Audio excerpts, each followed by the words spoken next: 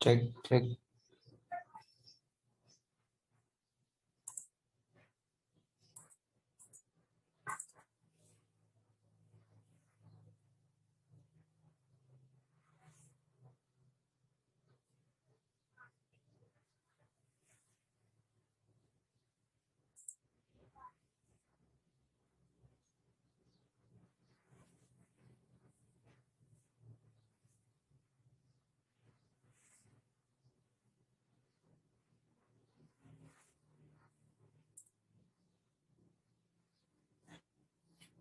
Oke.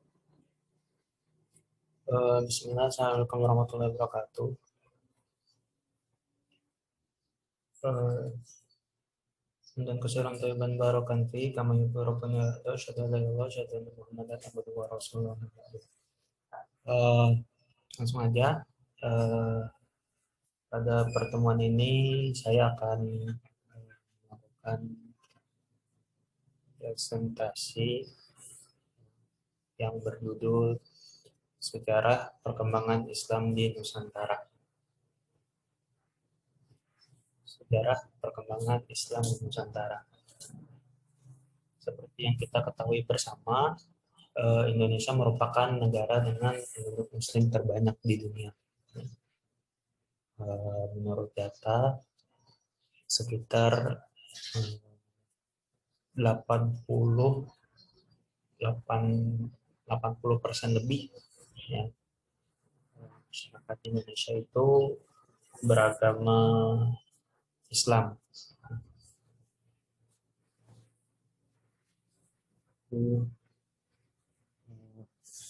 Menyebar dari Sabang sampai Merauke.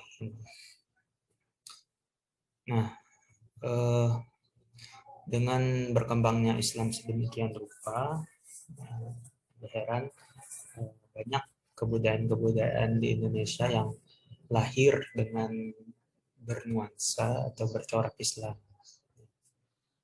Kebudayaan yang dibawa oleh nenek moyang itu mengalami akulturasi.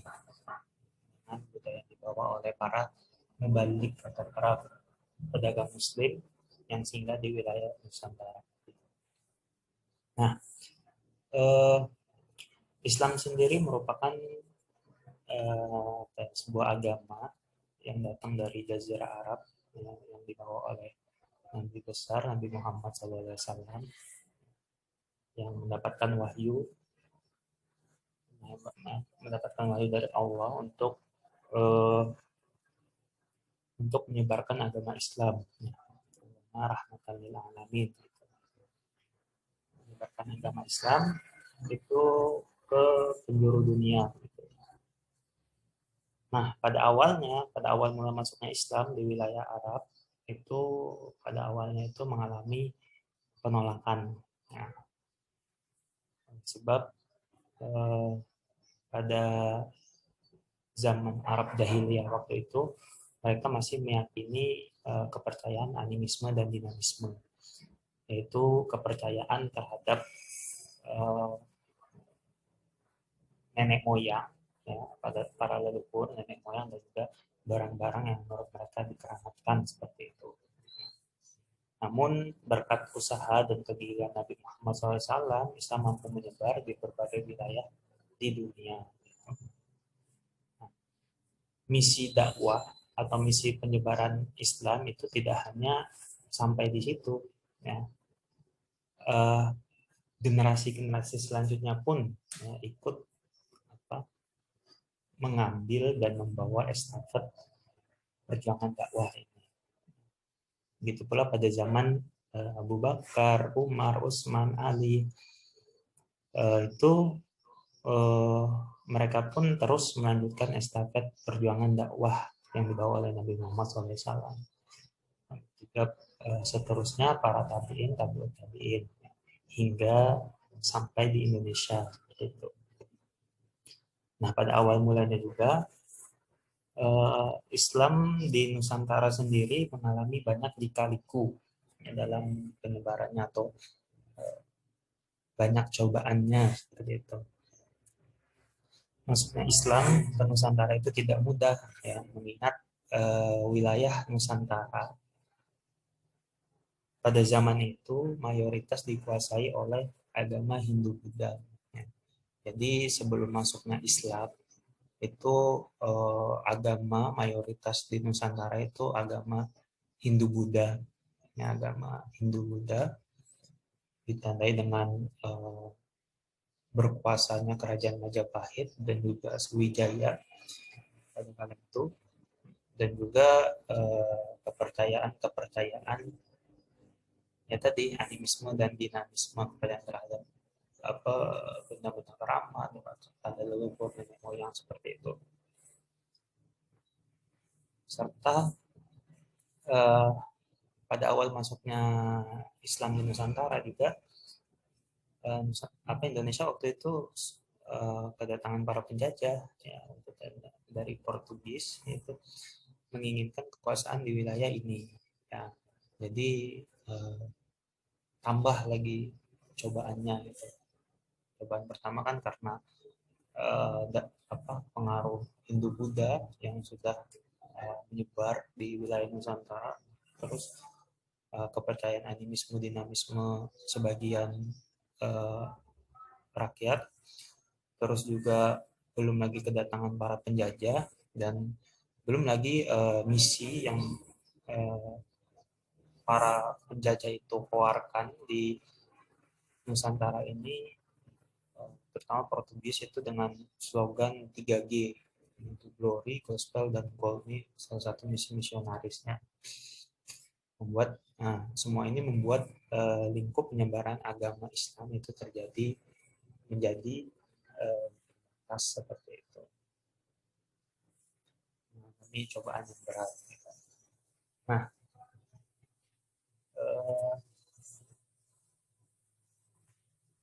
lalu terus masuknya Islam di Nusantara itu banyak spekulasi atau banyak teori-teori yang menyatakan masuknya Islam di Nusantara. Ya, kurang lebih ada 5 teori. Nah, kalau mau dikaji ulang itu mungkin ada teori-teori lagi. Tapi teori-teori ini yang paling paling santer lah, ya, paling biasa yang dipakai oleh orang gitu. Pertama ada teori Arab, teori Gujarat, teori Persia, teori Cina, dan teori Turki. Sebenarnya yang lebih dikenal itu 4 teori ini, teori Arab, Gujarat, Persia, dan Cina. Itu teori Turki ini ada, penggagasnya pun ada, tapi kurang mungkin karena lemah, terus kurangnya bukti juga, jadi kurang dilihat banyak orang seperti itu. Oke.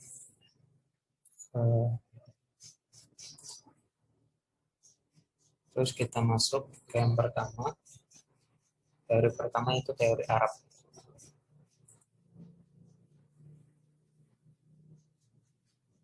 Teori Arab. Nah,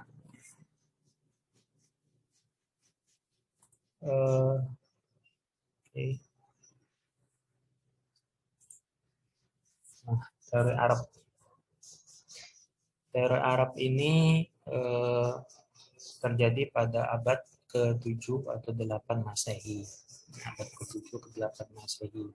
Berarti pada saat teori ini ada, itu berarti Indonesia itu sudah kedatangan Hindu Buddha, itu sudah masuk seperti itu, karena Hindu Buddha itu masuk sekitar abad ke-5 Masehi. Nah, teori ini menyebutkan bahwa sebelumnya teori Arab ini digagas oleh Naqib al-Attas, namanya ada seorang sejarawan namanya Naqib al-Attas. Dia merupakan seorang yang kelahiran Indonesia, sejarawan kelahiran Indonesia, asal dari Bogor, terus besarnya di Malaysia. Gitu. Nah, dia dia menyebutkan bahwa datangnya Indonesia itu langsung dari Arab pada abad ke-7 sampai 8 Masehi. Lalu eh, teori ini dikuatkan lagi dengan pendapat Hamka, ya, atau biasa kita kenal dengan Buya Hamka, ya, yang menyatakan secara tegas bahwa Islam datang ke Indonesia pada tahun 674 Masehi, itu dibawa oleh pedagang-pedagang Arab seperti itu. Nah, jadi di teori ini masuknya Islam pertama kali itu melalui orang Arab langsung, ya, yang melakukan perniagaan atau perdagangan di wilayah pribumi atau di wilayah Nusantara.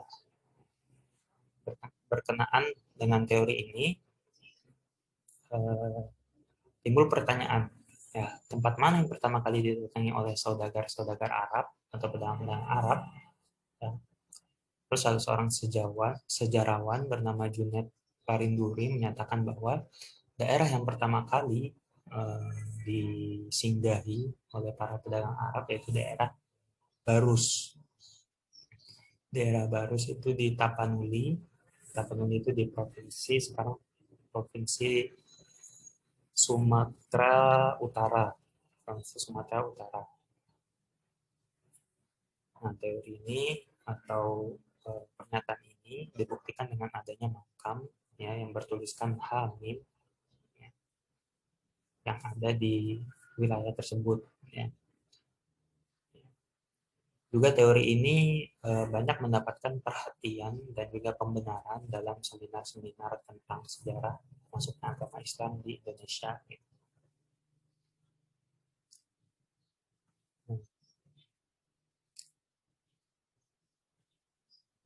Nah, teori ini menyatakan bahwa daerah Barus adalah daerah pertama yang disinggahi pedagang-pedagang Muslim.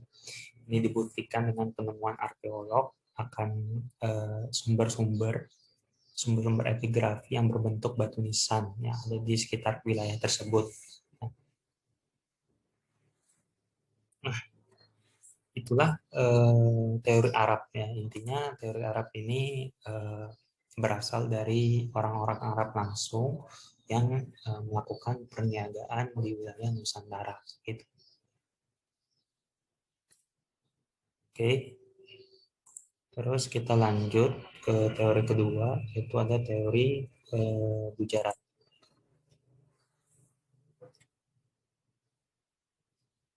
Teori Gujarat itu terjadi pada abad ke-12 Masehi, ya. Dikemukakan oleh sejarawan bernama Pojnebel, ya, mengatakan bahwa Islam pertama kali masuk itu penyebarannya melalui orang-orang Gujarat. Orang Gujarat itu di India dan Malabar. Menurutnya orang-orang Arab, teori ini dari orang menyebut, pokoknya menurutnya orang-orang Arab yang bermazhab Syafi'i itu berimigrasi dan menetap di India. Nah, kemudian orang-orang Arab ini yang menetap di India ini kemudian membawa Islam ke Nusantara, ya. Jadi tidak langsung orang India, tapi melainkan orang Arab yang berimigrasi terus menetap atau tinggal di India, kemudian melakukan perniagaan dan membawa agama Islam itu ke Nusantara. Nah, lalu teori ini juga dikembangkan oleh Snop Hornje, yang merupakan seorang sarjana Belanda, ya, dan waktu itu menjabat sebagai penasehat urusan pribumi dari kolonial Belanda. Itu pusat penjajahan.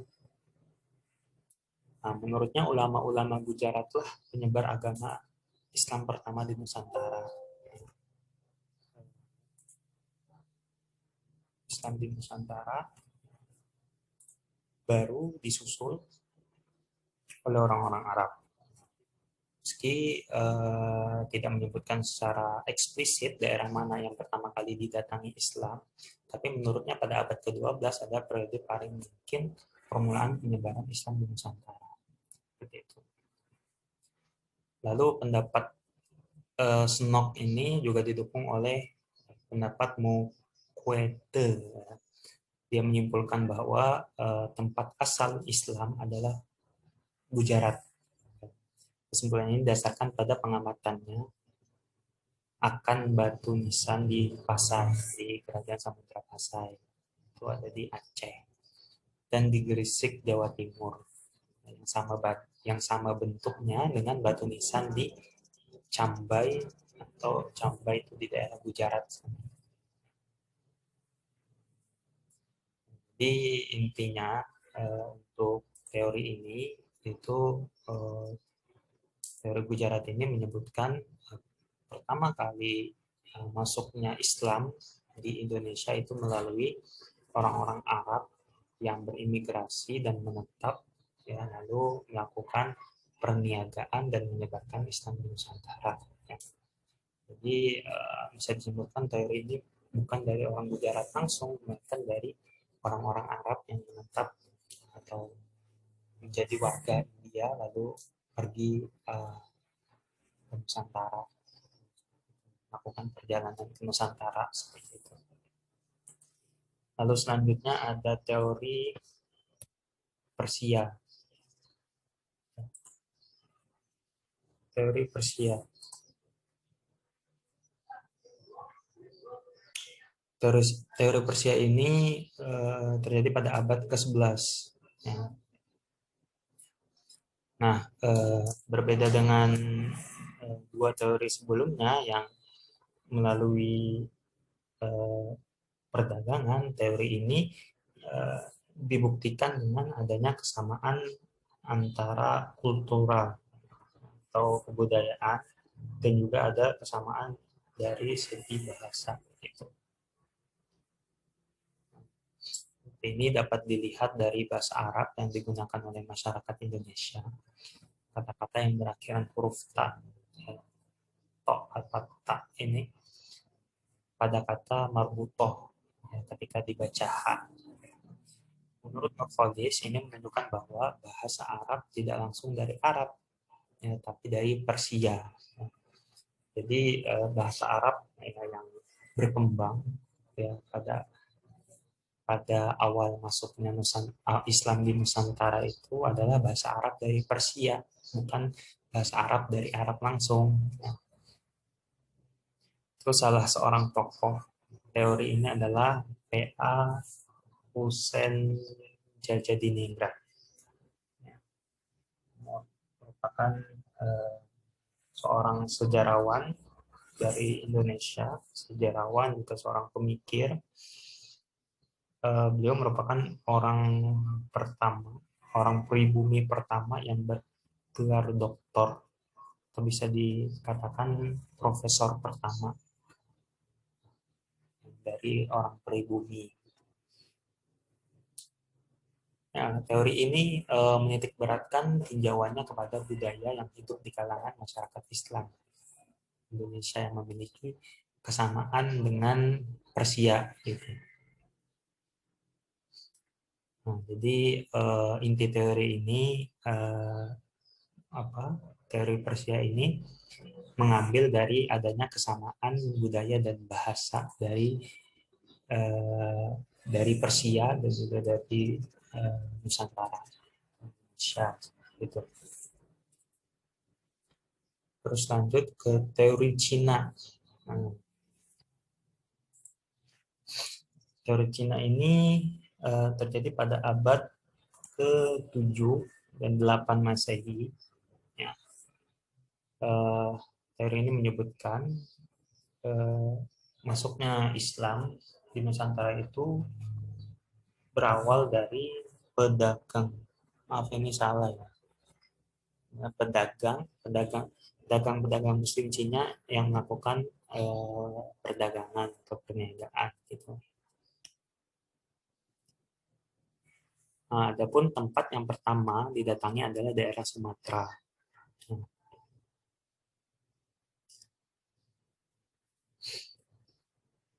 Terus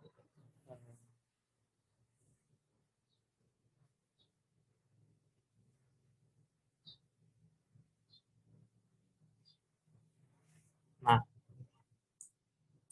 teori ini eh, tidak begitu kuat ya, maksudnya tidak begitu istilahnya kebenarannya itu eh, belum terlalu bisa dibuktikan ya.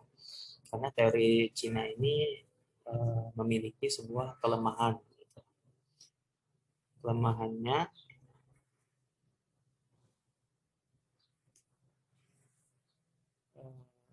teori ini menjadi lemah karena tidak ditemukan satupun tanda tentang kehadiran masyarakat Cina ya, di zaman Lobu Tua, Barus, meski banyak ditemukan keramik Cina.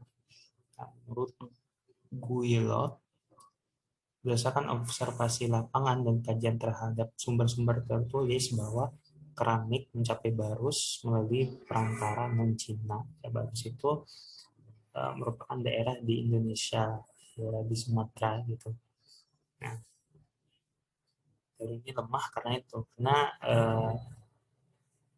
tidak ada bukti, ya. Tidak ada bukti yang kredibel tentang masuknya pedagang-pedagang Muslim Cina melalui perdagangan di awal atau di bumi Nusantara seperti itu. Nah, lalu terakhir ada teori Turki. Teori Turki ini tidak begitu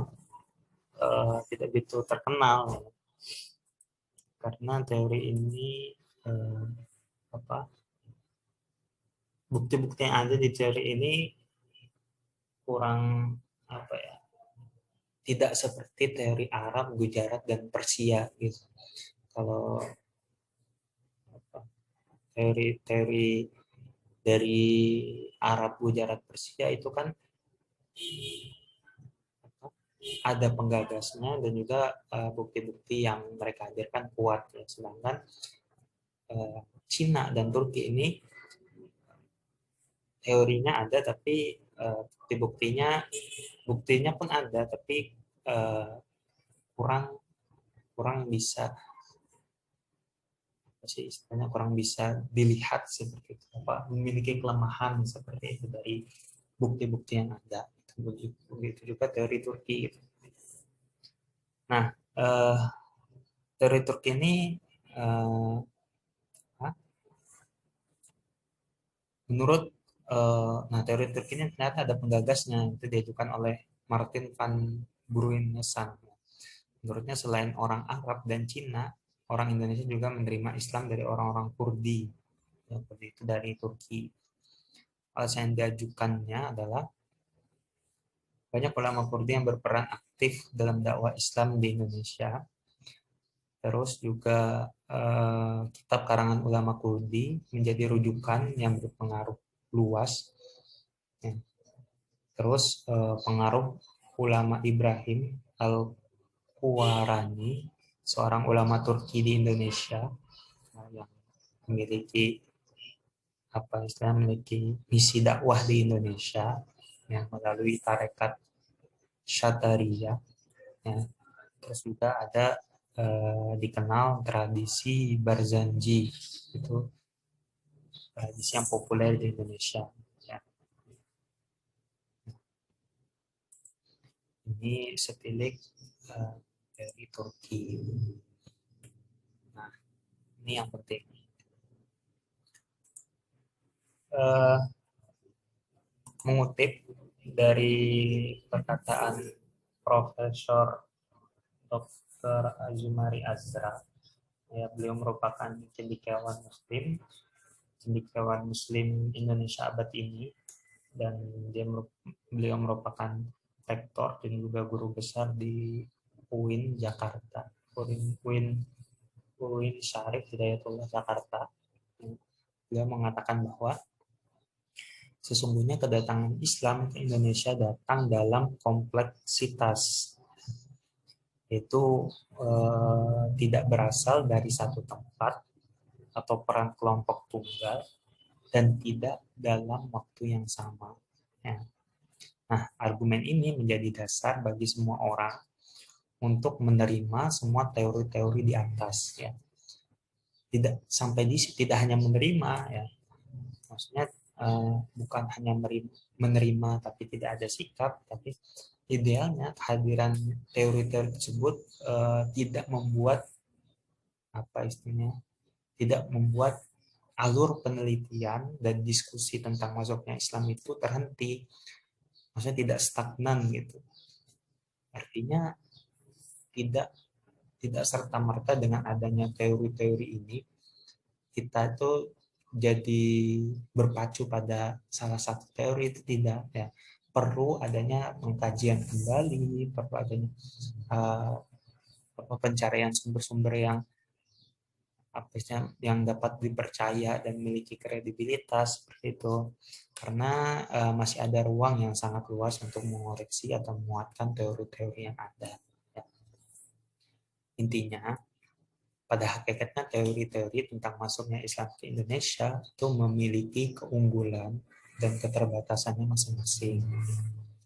Teori Arab, teori Gujarat, teori India, Cina, Turki itu memiliki keunggulan dan keterbatasannya masing-masing. Nah, tidak ada teori yang baku dan pasti, ya.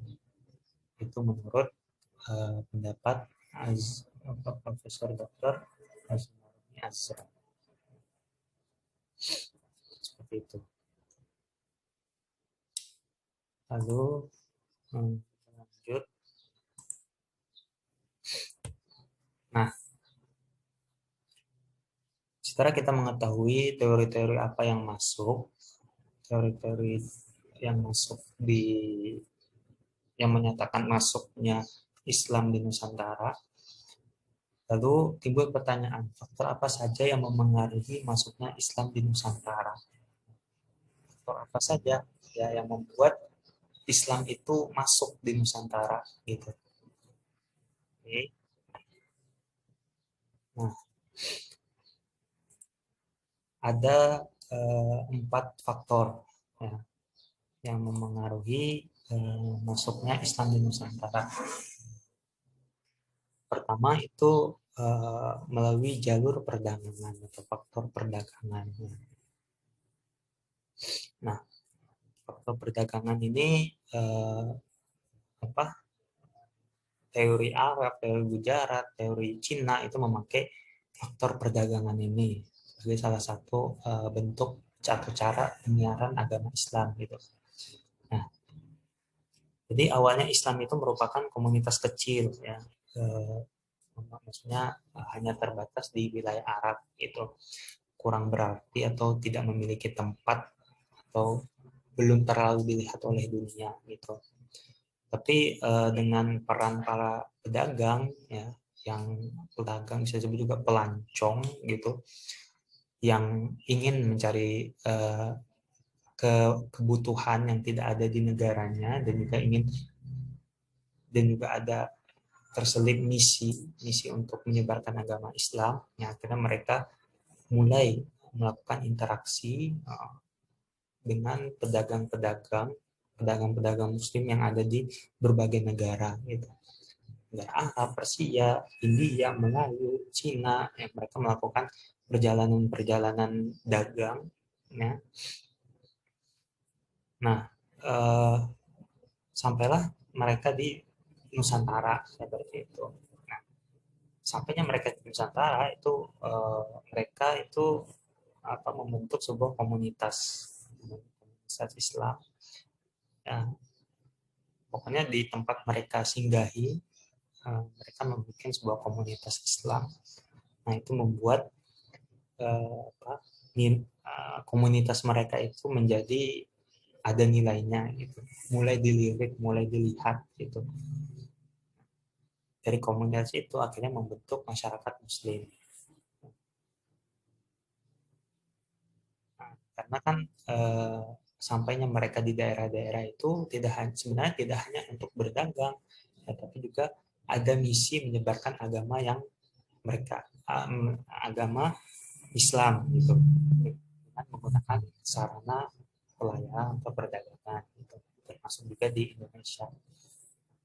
Dari perdagangan itu nanti ada yang namanya interaksi, ya, interaksi juga pertukaran budaya. Nah, itu yang menjadi jalur perdagangan ini yang menjadi salah satu faktor terbesar berkembangnya Islam di Nusantara. Gitu. Lalu kedua itu ada jalur pernikahan atau perkawinan. Gitu. Nah, jalur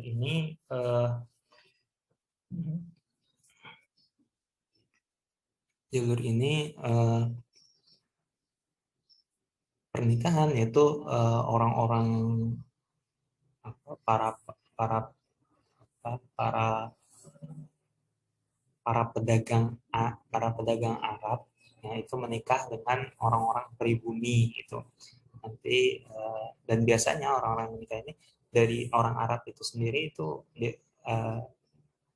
laki-laki ya, biasanya banyak laki-laki Arab itu yang menikah dengan wanita pribumi seperti itu karena menurut mereka laki-laki Arab itu lebih bisa mempengaruhi, itu kan dia sebagai kepala keluarga. Dan dari bentuk itu karena dia sebagai kepala keluarga itu juga menjadi faktor ya yang bisa membuat penyampaian atau penyiaran agama Islamnya di keluarga tersebut lebih lebih bisa diterima kan karena dia sebagai seorang kepala keluarga itu. Dan juga strategi atau jalur pernikahan ini juga dilakukan oleh pedagang-pedagang Arab yang menikahi anak-anak dari raja gitu. Jadi kan dari penguasa setempat seperti itu. Dari penguasa setempat itu. Jadi kan uh, langsung ke penguasanya gitu. Jadi kan bawahannya atau rakyatnya akan melihat bahwa uh, nantinya itu apa persebaran Islam itu apa kalau penguasa kan istilahnya lebih lebih lebih bisa mempengaruhi rakyatnya. Beda kan kalau misalkan dari rakyat biasa kan untuk menyebarkan antara satu sama lain kan agak susah, berbeda dengan penguasa gitu. Kalau penguasa kan sebagai panutan, sebagai seorang yang dilihat oleh rakyat, jadi kan lebih gampang dalam penyebaran agama Islam seperti itu.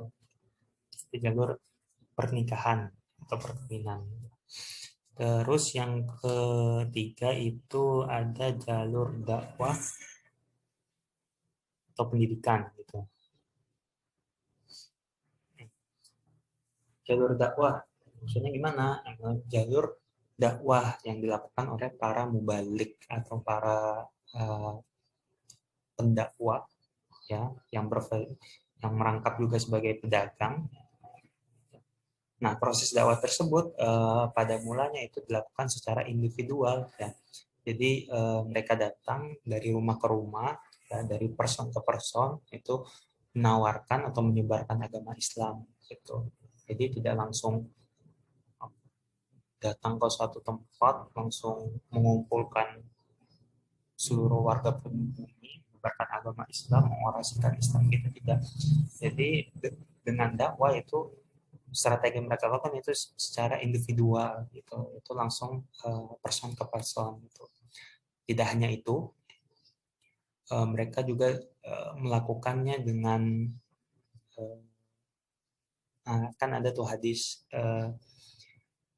Nabi yang mengatakan apa 3 cara untuk berdakwah itu kan bil hikmah, bil mau'izatil hasanah, syakir tuh wajadilhum billati ya ahsan. Gitu. Salah satu kan ada mau'idatul hasanah, yaitu dengan akhlak karimah, akhlak hasanah, akhlak yang bagus gitu. Nah, ini yang diterapkan oleh para pendakwah itu. Mereka melaksanakan kewajiban-kewajiban syariat Islam dengan memperhatikan kebersihan, memperhatikan dalam pergaulan mereka. Ini menampakkan sikap sederhana, menampakkan akhlakul karimah mereka. Nah, ini yang membuat masyarakat-masyarakat di bumi itu menjadi tertarik seperti itu. Terus juga melalui jalur pendidikan gitu. Nah, jalur pendidikan ini pada saat para pedagang-pedagang itu sudah memiliki tempat, si pusat perekonomian di beberapa daerah di bumi. Nah, dari pusat perekonomian ini mereka menaikkan taraf atau menaikkan tingkat gitu. Jadi setelah memiliki tempat di hati para pribumi, itu mereka melanjutkan metode penyebaran mereka itu dengan membangun pusat-pusat pendidikan gitu, pusat pendidikan. Itu yang terkenal itu ada di Kerajaan Samudra Pasai itu di Aceh ini. Itu terkenal sebagai pusat dakwah pertama ya yang ada di Indonesia, yang ada di Nusantara itu. Yaitu berawal dari pusat perekonomian yang sudah mendapatkan hati oleh dari rakyat-rakyat pribumi, kemudian menaikkan lagi tingkatannya, menaikkan tarafnya menjadi pusat-pusat pendidikan. Terakhir, yaitu dengan kulturasi budaya. Kulturasi atau dengan budaya seperti itu. Maksudnya apa? Jadi begini, awal mula kegiatan Islamisasi selalu menghadapi yang namanya benturan, ya, benturan dengan kebudayaan tradisi Jawa, itu yang masih kental, yang budaya Jawa yang banyak dipengaruhi oleh Hindu-Buddha. Ya.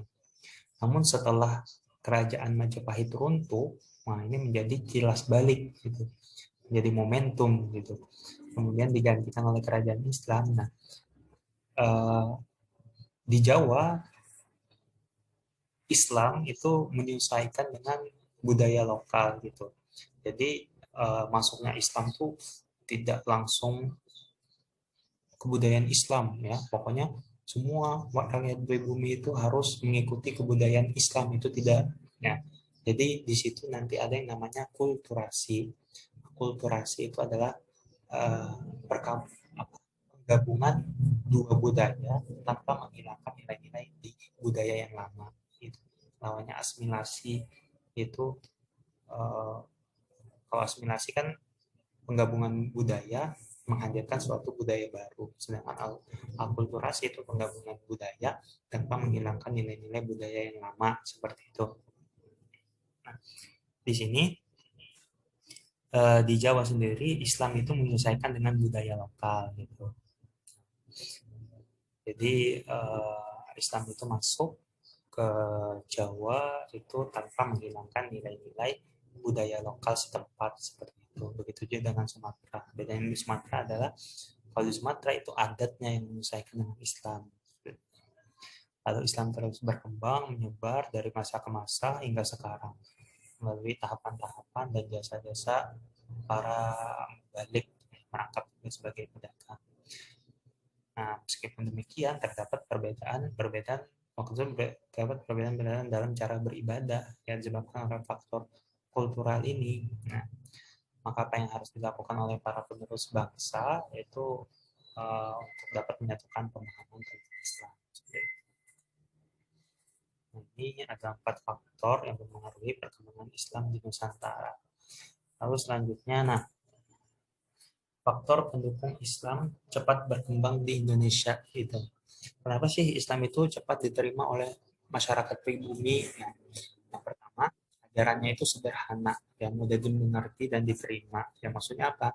Maksudnya ajarannya itu sederhana, jadi tidak yang namanya di dalam bentuk peribadahannya itu tidak harus tidak mengharuskan seseorang itu untuk membayar yang sesuatu, membayar mahal untuk beribadah itu tidak, ya. Dan juga tidak mengharuskan untuk melakukan perjalanan jauh atau safar jauh, ya. Kecuali kalau Islam kan memang mengenal yang namanya haji gitu, tapi kan haji kan diwajibkan bagi yang mampu gitu. Nah, ajaran Islam itu sederhana, maksudnya tidak memberatkan, seperti itu, mudah dimengerti dan mudah diterima gitu. Terus yang kedua, syaratnya mudah, ya, hanya mengucapkan 2 kalimat syahadat, ya. Tidak seperti agama-agama lain yang mensyaratkan ini itu, ya. Agama Islam itu cukup hanya dengan mengucapkan 2 kalimat syahadat dia menjadi seorang muslim. Nah, yang ketiga, di Islam itu tidak mengenal kasta, ya, tidak mengenal kasta, sehingga lebih menarik bagi rakyat biasa yang jumlahnya justru lebih besar. Nah, faktor ini hadir karena pada saat itu Islam itu berdampingan dengan Hindu Buddha, ya, di mana Hindu Buddha itu mengenal yang namanya istilah eh, kasta. Ya. Maksudnya ada 3 kasta, Brahmana, Waisya, apa gitu. Nah, kasta ini juga yang menjadikan hadirnya diferensiasi sosial gitu, ya. Menjadikan ada kesenjangan gitu kan. Kasta Brahmana itu paling atas, terus ada yang di bawahnya, ada yang di bawahnya, itu kan menyebabkan rakyat-rakyat biasa itu jadi uh, kedudukannya makin di bawah, yang di atas makin di atas, yang di bawah itu makin sengsara, seperti itu. Nah, Islam tidak mengenal kasta. Nah, sehingga lebih lebih banyak, ya, rakyat-rakyat biasa, ya, itu yang jumlahnya justru lebih besar, itu lebih lebih lebih care, ya, lebih lebih lebih ingin masuk Islam, ya, karena tidak ada sistem kasta ini. Terus selanjutnya, upacara-upacara keagamaannya itu sangat sederhana, ya. Hanya sholat, zakat, itu tidak tidak tidak ribet, tidak reward, ya, tidak mengharuskan persyaratan macam-macam ini dan itu, ya, sangat simpel dan sangat sederhana gitu. Terus selanjutnya, Islam disebarkan secara damai melalui kesenian dan akulturasi budaya setempat. Nah, maksudnya apa? Maksudnya Islam ini kan masuk kan tadi dengan faktor-faktor yang istilahnya tadi ada perdagangan, ada perkawinan. Kan kalau kita ibaratkan kan masih manusiawi itu, masih bisa diterima oleh oleh warga pribumi itu. Nah, eh, di dalamnya kan juga tidak ada yang namanya Islam itu masuk secara paksaan. Pokoknya semua orang pribumi itu harus masuk Islam, kan tidak. Juga kan tidak ada istilahnya peperangan dulu yang terjadi untuk masuknya Islam gitu, karena ada pertentangan dan penolakan, kan tidak gitu. Maksudnya Islam kan dari keempat jalur yang ada kan itu kan secara damai, ya, bisa dikatakan sebagai secara damai, itu secara perdagangan, di situ ada interaksi, ada perniagaan, terus ada perkawinan kan ada penyatuan antara kedua kulturasi yang berbeda, budaya yang berbeda. Terus ada jalur dakwah yang di situ juga tidak ada pemaksaan di dalamnya, bahkan dengan menggunakan mau'izatul hasanah, dengan akhlak, ya, sebagai contoh itu, dan juga ada dengan pendidikan gitu. Jadi murni secara damai dan tidak ada paksaan di dalamnya. Terus faktor yang selanjutnya itu jatuhnya kerajaan Majapahit dan Sriwijaya. Nah, jatuhnya kerajaan Majapahit dan Sriwijaya ini menyebabkan, ya, uh, apa kan pada saat itu kerajaan Majapahit dan Sriwijaya ini 2 kerajaan besar, ya, kerajaan Hindu Buddha terbesar yang menguasai hampir di seluruh wilayah di Indonesia gitu. Jadi seakan-akan 2 kerajaan ini yang menguasai Indonesia gitu. Itu kan membuat posisi Islam, berkembangnya Islam pada saat itu kan menjadi terdesak, seperti itu. Oleh karena itu, saat terdengar kabar jatuhnya kerajaan Majapahit dan Sriwijaya ini seakan menjadi momentum gitu, menjadi kesempatan untuk masuknya masuknya agama Islam itu kan. Dengan kerajaan Majapahit dan Sriwijaya runtuh itu kan berakhir juga kekuasaan Hindu-Buddha di Indonesia gitu. Nah, pada saat ini menjadi momentum untuk penyebaran penyebaran agama Islam. Nah, setelah jatuhnya ini agama Islam itu lebih cepat menyebarnya seperti itu. Dan terakhir, dalam Islam itu dikenal adanya kewajiban bagi orang yang mampu untuk mengeluarkan zakat. Nah, zakat ini benar-benar menciptakan kesetaraan dan kemudahan hidup di masyarakat. Nah, ini menjadi salah satu faktor yang penting. Karena perlu diingat, pada saat masuknya Islam, dan juga pada masuknya Hindu-Buddha itu kan posisi Indonesia itu sedang dijajah.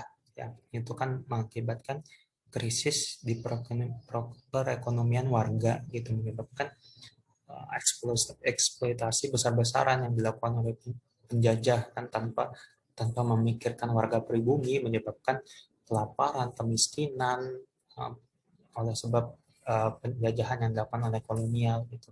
Nah, datanglah Islam. Nah, di dalam Islam itu ada yang namanya bayar zakat. Zakat ini apa, ditujukan bagi orang-orang yang mampu, yang memiliki kelebihan harta, dan ditujukan untuk orang-orang yang memang kurang gitu dalam dalam segi ekonomi gitu. Nah, mendengar ada syariat seperti ini kan apa sih, eh, lebih menarik gitu bagi bagi warga-warga biasa yang notabene-nya lebih banyak juga jumlahnya kan.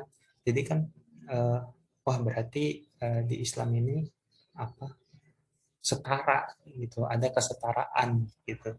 Nah, jadi ini salah satunya dengan syariat zakat ini menjadikan eh, minat warga pribumi itu menjadi lebih besar gitu. Ya, lebih ingin menjadi salah satu faktor pendukung Islam itu cepat berkembang di Indonesia. Nah, ini 7 faktor yang pendukung Islam itu cepat berkembang di Indonesia gitu. Terus lanjut. Nah, ini pembahasan terakhir itu Islam di masa Orde Baru dan Orde Lama gitu. Oke, singkat saja. Nah, pertama pada masa Orde Lama. Ya, Orde Lama itu pada masa pemerintahan Soeharto, Pak Harto gitu. Nah, itu ditandai dengan digulingkannya Pak dan Soekarno oleh sebab peristiwa apa di 13 PKI yang lalu berkuasalah eh, Presiden Soeharto. Nah, lalu bagaimana apa perkembangan Islam pada zaman ini, pada zaman Orde Lama ini? Pertama di bidang politik. Nah, pada masa awal kepemimpinan Soeharto ini pada 10 tahun awal itu perkembangan Islam terutama di bidang politik itu baratnya masih terbatas ya. Karena Presiden Soeharto sendiri bisa dikatakan dia tuh bersikap membatasi ya, atau bahkan bisa dibilang menindas yang menindas terhadap aspirasi umat Islam ya. Karena apa? Karena eh, apa, Presiden Soeharto ini cenderung dia tuh lebih nasionalis ya. Jadi targetnya di 10 tahun awal itu dia tuh ingin menciptakan kestabilan NKRI tanpa memasukkan unsur-unsur kebudayaan lain di dalamnya. Jadi pokoknya setahun awal dia berkuasa itu dia ingin murni dulu ya. Jadi di dalamnya ideologi Pancasila itu apa, diperkenalkan juga dikembangkan ya, untuk memenuhi apa sebagai ideologi bangsa gitu. Terus juga apa kebudayaan-kebudayaan lain, kebudayaan Islam apa segala macam itu disingkirkan dulu gitu. Jadi itu menyebabkan apa persebaran Islam atau ke ranah politik ini menjadi terbatas gitu. Juga uh, juga ditandai dengan apa? Pada saat pemilihan umum tahun 1971 pada saat pemilihan Orde Baru. Oh, maaf ya, belum saya. Sebentar.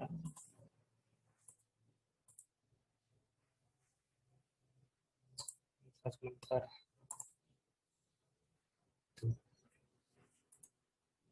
Nah, oke, saya lanjut.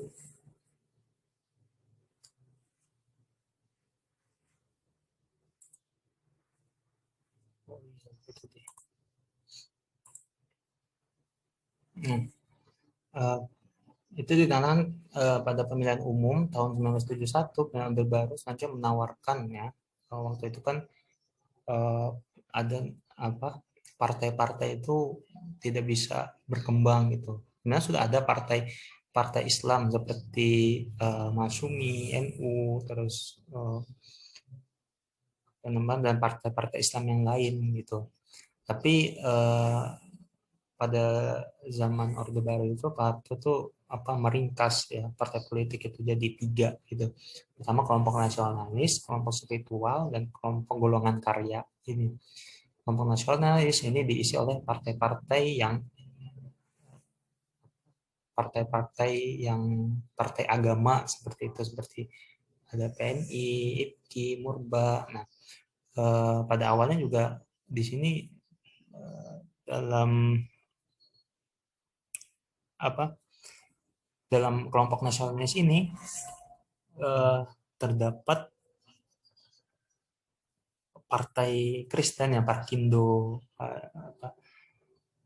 Katolik gitu.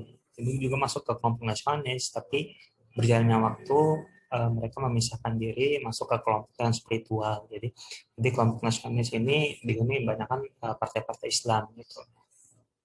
Ada kelompok spiritual, salah salah. Pertama kelompok nasionalis ini.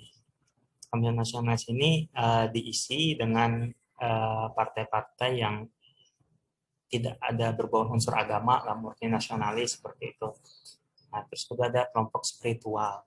Kelompok spiritual ini diisi oleh faktor-faktor yang di dalamnya ada mempengaruhi di bidang agama seperti itu, seperti partai Masyumi tadi, bukan partai-partai Islam, jadi ada partai-partai Kristen gitu. Nah,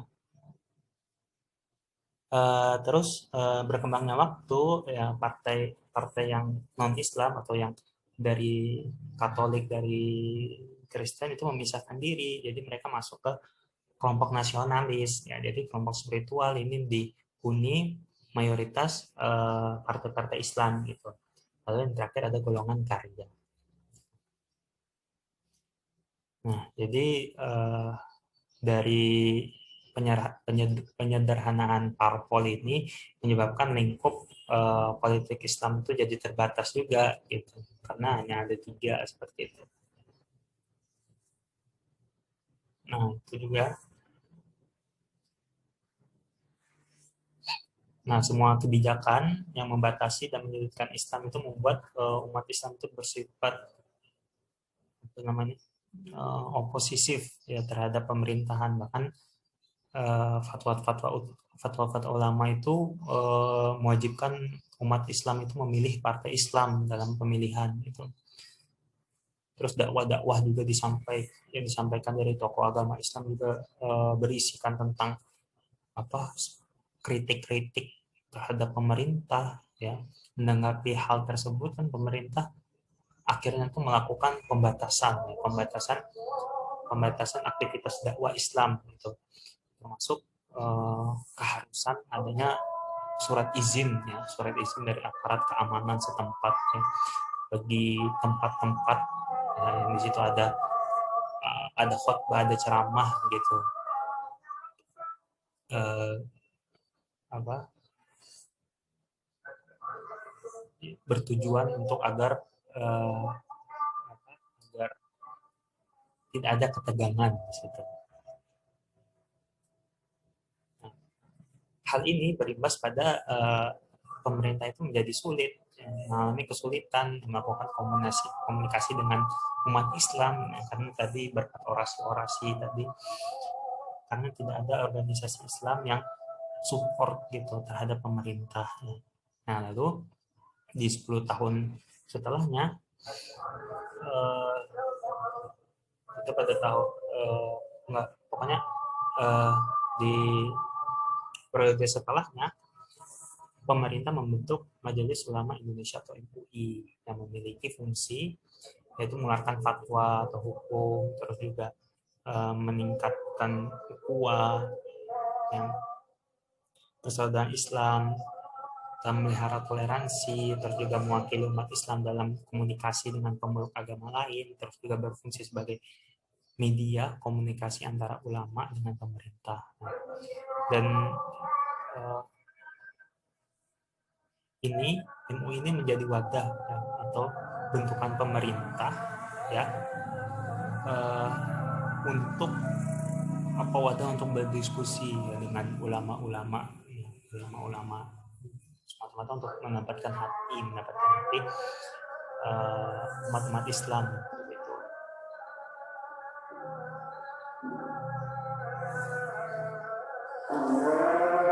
Mungkin sekian dulu karena sudah azan. Nanti akan saya lanjutkan setelah isoma. Mungkin sekian dulu. Assalamualaikum warahmatullahi wabarakatuh.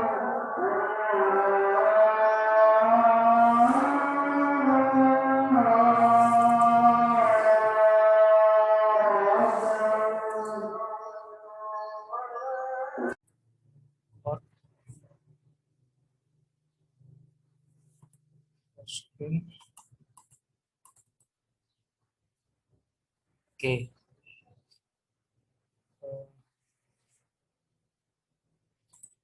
Kita lanjutkan.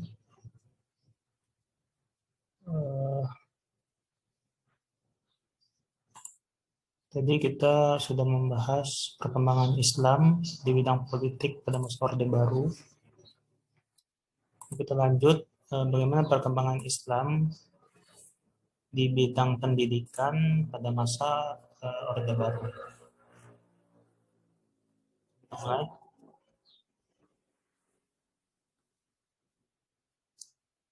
Nah,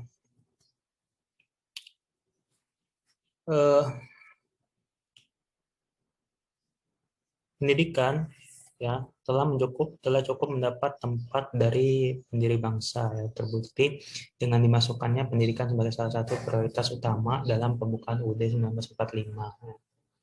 Nah, ini menjadi perjuangan bangsa yang sakral ya. Sebelumnya pemerintahan Soeharto ya, masalah pendidikan nasional ini telah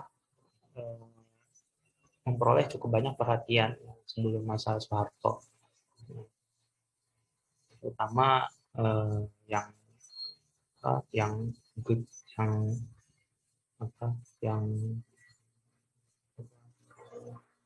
yang menyuarakan paling besar itu Bapak Proklamator Bung Hatta, merupakan salah satu tokoh yang gencar yang menyuarakan pentingnya pendidikan nasional.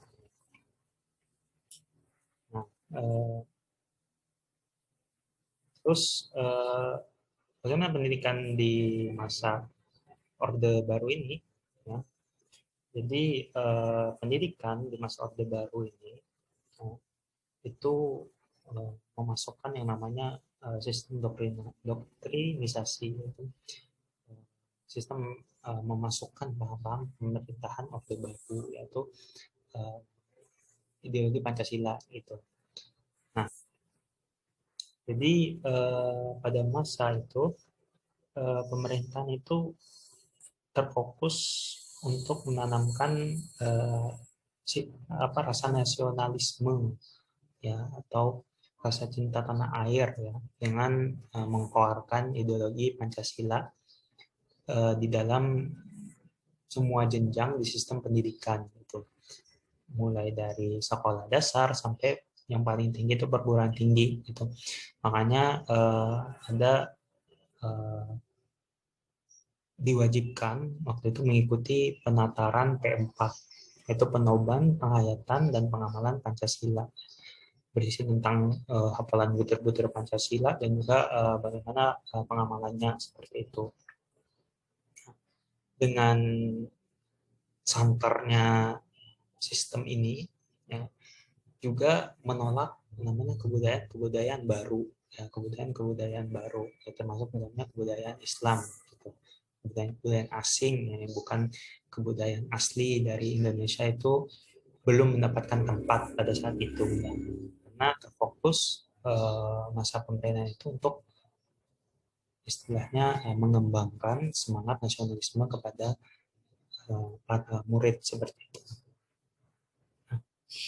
Lalu berkembangnya waktu, akhirnya arah kebijakan pendidikan pada masa Orde Baru yang mengarah pada penyeragaman gitu, cara berpakaian maupun segi pemikiran ya.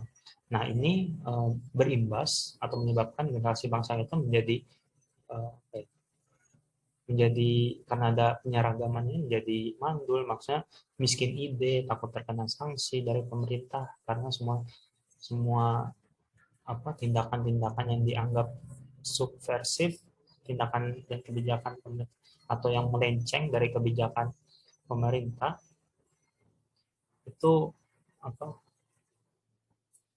seolah-olah kebijakan pemerintah Orde Baru lah yang paling benar gitu. Jadi ide-ide yang ada pada zaman itu tuh jadi terpendam gitu, tidak ada tempat untuk menyuarakan gitu, karena itu ideologi Pancasila yang menjadi nomor satu pada saat itu. Nah, terus,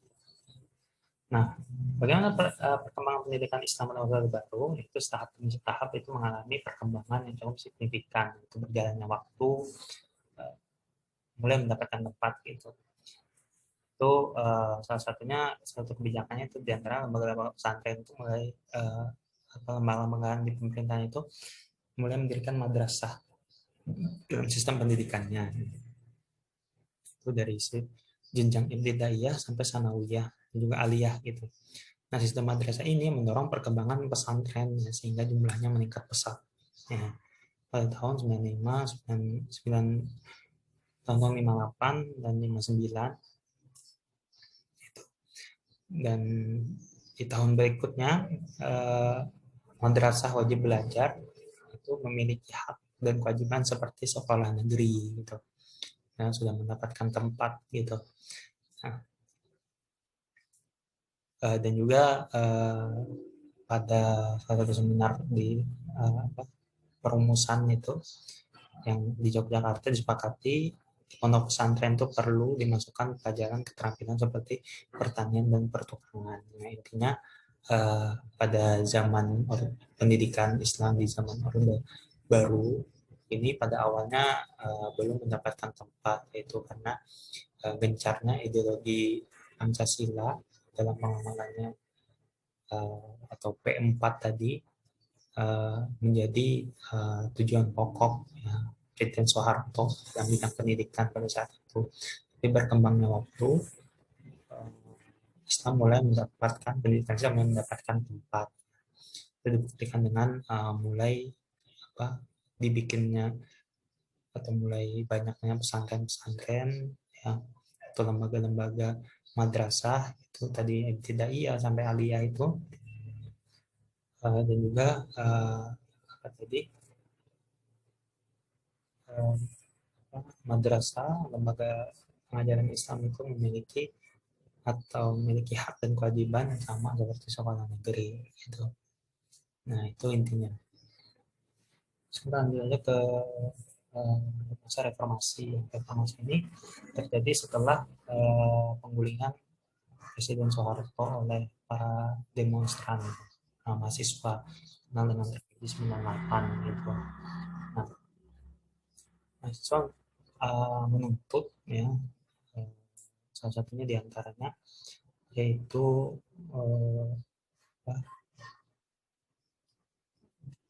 menuntut adanya pembaharuan reformasi itu.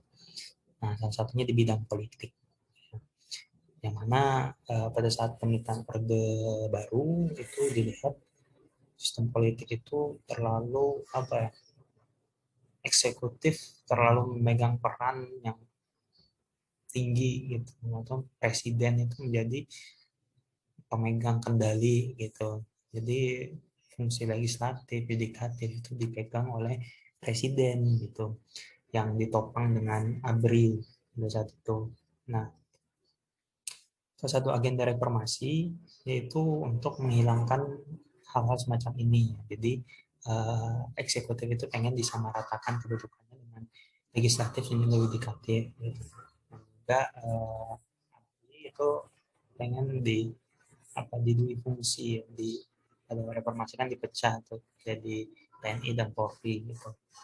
Dan juga nih, nah, bagaimana politik Islam ya pada masa reformasi itu dengan kebijakan tadi itu membuat atau gini pada pemilihan selanjutnya itu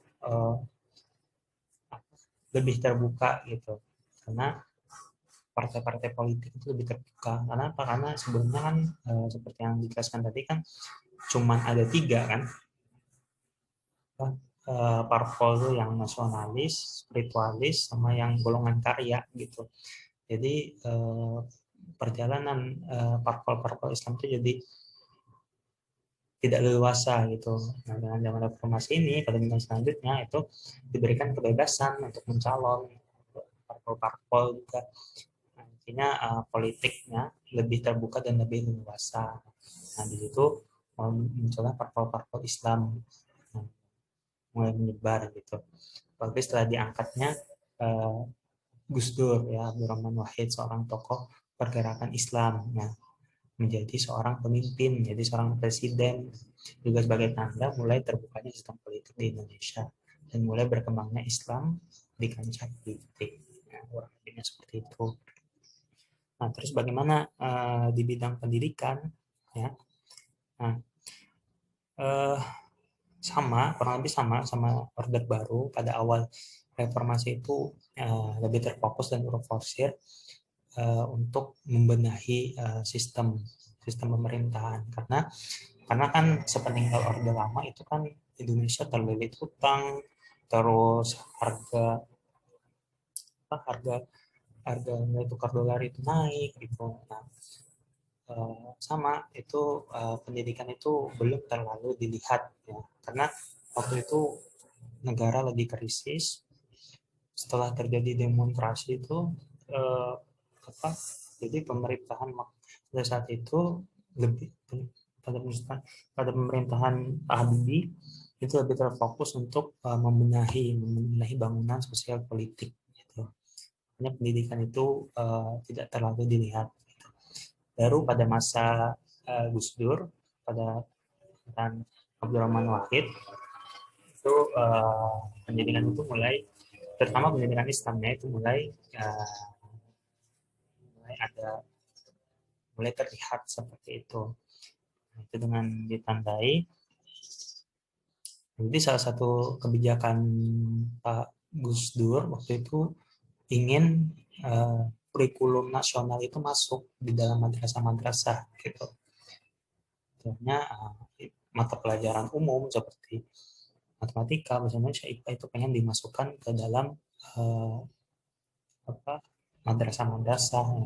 Nah, hal itu didasarkan karena banyak yang menilai bahwasanya lulusan-lulusan pondok pesantren, lulusan madrasah atau pondok pesantren itu tidak mendapatkan tempat tidak mendapatkan tempat di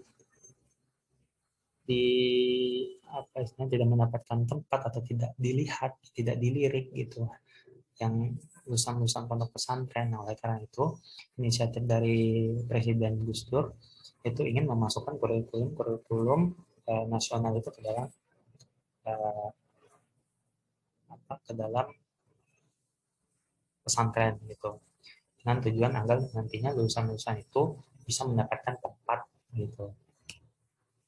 Nah, tapi hal ini banyak disalahartikan oleh beberapa pesantren ya. Mungkin karena faktor ketidaktahuan, mereka menganggap masuknya kurikulum ini sebagai apa ya, sebagai bentuk eh, sebagai bentuk eh, intervensi intervensi sebagai bentuk masuknya intervensi pemerintah ya terhadap kurikulum pesantren gitu. Artinya sebagai bentuk masuk tangannya pengendalian dalam kurikulum pesantren gitu. Padahal enggak gitu. Semata-mata kan Gus Dur kan untuk agar lulusan pondok pesantren itu bisa dilirik gitu, bisa dilihat orang banyak gitu. Nah, tapi nah dengan kebijakan ini ternyata uh, banyak juga pesantren yang menentang gitu. Karena mereka takut uh, identitas salaf mereka tidak itu hilang gitu dikarenakan masuknya intervensi pemerintah terhadap kurikulum pesantren gitu. Nah, di masa pemerintahan Gus Dur itu eh, apa diadakannya apa wajar dikdas ya wajib belajar pendidikan dasar 9 tahun gitu. Ini rata untuk pesantren dan sekolah negeri juga wajib gitu. Nah ini beberapa kebijakan-kebijakan pendidikan Islam, perkembangan pendidikan Islam yang ada di masa reformasi. Nah, oke, dengan ini berarti sudah apa, materi tentang perkembangan Islam di Nusantara. Oke,